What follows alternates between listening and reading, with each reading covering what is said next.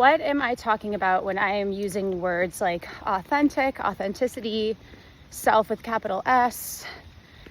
This is important. And what I want to say is that this concept has different names, okay? So in internal family systems, we're calling this the self with the capital S. Carl Jung referred to this as the self, okay? Indigenous cultures refer to this as spirit. There are other words that they use as well, other phrases, other words. Buddhism parts of Buddhism would call this Buddha nature. That's a more Western kind of term. And some people might refer to this as the soul. Some might refer to it as essence. But the idea here is that we all have this. This is our core nature. We are born with this self, with this essence, and it is inherently good. Internal family systems, I've mentioned this before, they have this really wonderful PDF, which I'll share on here, which discusses the 8 C's of self-leadership. So these are kind of some of the traits that we might know when we're engaging, when we're in our self energy, when we're not operating from a wounded part or a younger part, or not operating from something related to our trauma. We're not projecting. We are curious, it's 1 C. We are confident. We are courageous. We are creative. We are calm.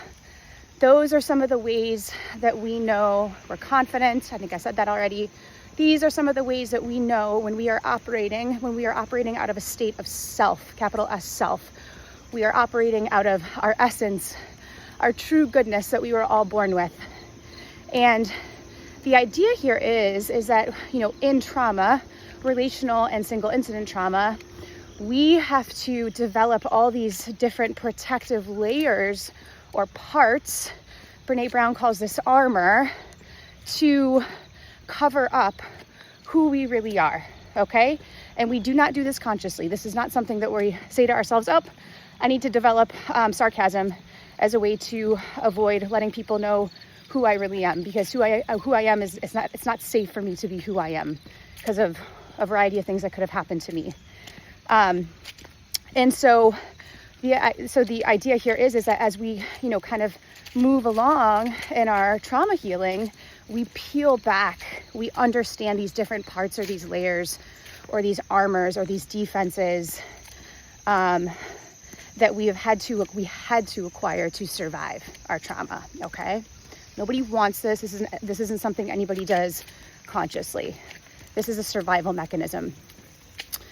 And so we know, here's a big sign that we're, really moving along in our healing process, is that we start to sense that self energy. We start to operate out of that self energy more and more. We notice moments or periods of time in which we are confident, we're clear, we are connected, we are creative, we feel safe to be creative. And our self ends up being on board more than these parts do, okay? The parts are gonna always pop up from time to time. They're not our enemies. They're just kind of like old friends. They're gonna pop up from time to time, some of our armor. That's okay, but what happens is it's much easier for us to recognize that, to not shame or judge ourselves, and then we can very kind of slowly come back into that self energy, okay? So important for us to understand, and I'm speaking to parents here, the value in us parenting from this self energy. It's so difficult for those of us who have experienced relational trauma.